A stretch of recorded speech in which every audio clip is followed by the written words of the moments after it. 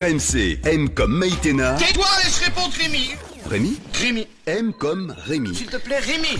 Rémi est de retour avec toutes les informations à côté desquelles je suis passé. T'as vu, je vais à fond les ballons, Rémi. C'est bien, pour ouais, que qu'est-ce qui vous arrive mais aujourd'hui ? je sais pas, j'ai décidé d'être dans la démocratie participative et donc de te laisser tout l'espace que tu souhaites. Ah, mais si c'est tu veux fort prendre sympathique. toute la couette dans le lit, tu peux. Vas-y, chérie, c'est ton tour. Au sommaire aujourd'hui, on va inaugurer une toute nouvelle rubrique en partenariat avec le Huffington Post. Je vais devoir dire beaucoup Huffington Post, hein, ça va être un peu pas évident. La semaine du Huff, on y parlera des prédictions d'Isaac Asimov du salon des nouvelles technologies de Las Vegas et du mois sans épilation. Et puis je Très vous bien. présenterai la playlist plutôt originale de la garde royale de Buckingham Palace. RMC, M comme Rémi. Qu'est-ce que c'est C'est Jeanne Mars. Toute première fois, toute première fois, toute première fois, toute Oui, c'est la toute première de notre semaine du Huff, les infos essentielles tirées du site Petite musique, Huffington Post avec un complètement journaliste de la rédaction. Aujourd'hui, c'est Grégory Rosière qui est avec nous. Il est en charge de la rubrique C'est demain notamment sur Bonjour, le Grégory. site. Bonjour Grégory. Bienvenue. Bonjour, merci. Alors tout d'abord, vous vouliez nous parler des prédictions d'Isaac Asimov. Alors déjà, pour ceux qui ne le connaissent pas, qui est ce Isaac Asimov ? Alors c'est un des plus grands auteurs de science-fiction qui a écrit énormément de romans, dont une trilogie qui a été consacrée meilleure trilogie de science-fiction et de fantasy de tous les temps Et qui s'appelle et qui s'appelle Fondation. Et il a beaucoup parlé de robots justement. Alors, Il imagine le futur. Alors pourquoi parler justement des prédictions d'Isaac Asimov ? Parce qu'en fait, il les a fait il y a 35 ans. Il avait imaginé 2019. Il les a fait il y a 35 ans parce que on était en 1984 et que George Orwell a écrit son roman 35 ans plus tôt. Ouais. C'était un peu un pied de nez.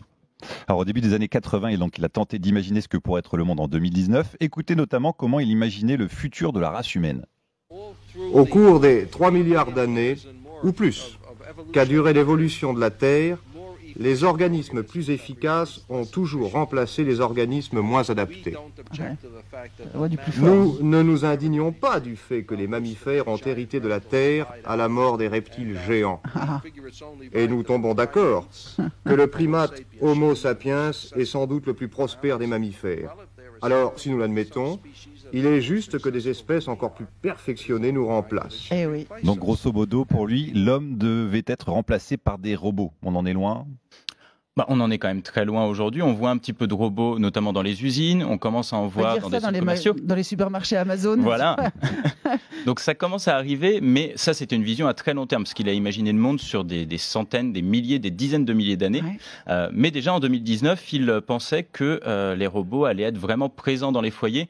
En dehors des robots aspirateurs, c'est quand même pas vraiment le cas. C'est vrai. Par contre, il avait imaginé que les ordinateurs seraient partout, ce qui est vrai, et qu'il y aurait des ordinateurs mobiles, ce qui l'appelait des robots. Au final, le mobile, c'est plutôt un smartphone aujourd'hui.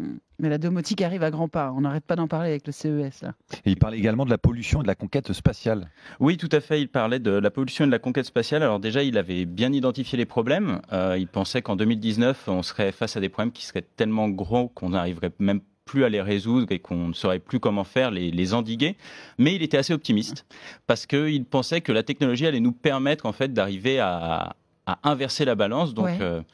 pour l'instant, on l'a bien vu avec la COP21. D'ailleurs, il pensait aussi qu'il y aurait une grande coopération nationale. Ouais. C'est encore une fois assez optimiste. C'est étonnant. Non, mais par ailleurs, il a peut-être raison parce que vous avez vu, les Chinois, ils veulent envoyer un nuage. Enfin, il y a des trucs technologiques pour essayer de sauvegarder, de faire redescendre le CO2. de faire Ouais, qui est tout à redescendre fait, la température. Lunaire, mais qui est réel. C'est des vrais projets. Ouais, et finalement, il était peut-être un peu trop en avance. Sur son Il temps. était peut-être trop en avance, pareil pour la conquête spatiale d'ailleurs, où c'est un écrivain de science-fiction, il imaginait des histoires qui se passaient dans l'espace sur d'autres planètes avec une colonisation, donc il imaginait qu'en 2019 on serait tous, il y aurait plein de gens sur la Lune, dans des stations, il avait prévu la station spatiale internationale quand même, mais il pensait que ça serait vraiment un endroit habité, pas juste par 3 ou 6 astronautes, et il imaginait même des usines en apesanteur. Et si ça semble un peu de la science-fiction, c'est peut-être pas vraiment le cas parce qu'on est en train d'y travailler. Il y a plein de startups qui travaillent là-dessus, il y a déjà des choses qui sont en test sur la station spatiale, justement, avec des imprimantes 3D. Et on pourrait peut-être fabriquer des choses qu'on ne peut pas fabriquer sur Terre dans l'espace. Donc il était peut-être juste un peu trop en avance sur son temps. Vinci, Hergé, Asimov, même combat. Isaac Asimov, en tout cas, félicitations, il est quand même assez fin, Isaac Asimov. Vous êtes le père d'Isaac Asimov, Grégory, ou c'est quoi le sujet ? Félicitations. Ça passe. Et puis Grégory, sinon cette semaine avait lieu le CES, le salon des nouvelles technologies de Las Vegas, l'occasion de faire un petit point sur les dernières trouvailles qui ont été présentées. Vous vouliez nous parler de ce prototype présenté par la marque Hyundai. Voilà, c'est un concept car, donc une voiture qui s'appelle Elevate, sauf que c'est une voiture qui a des roues, mais qui a aussi des sortes de jambes, des pattes articulées. Et en fait, elle arrive à s'élever et à grimper sur des rochers, sur des terrains accidentés.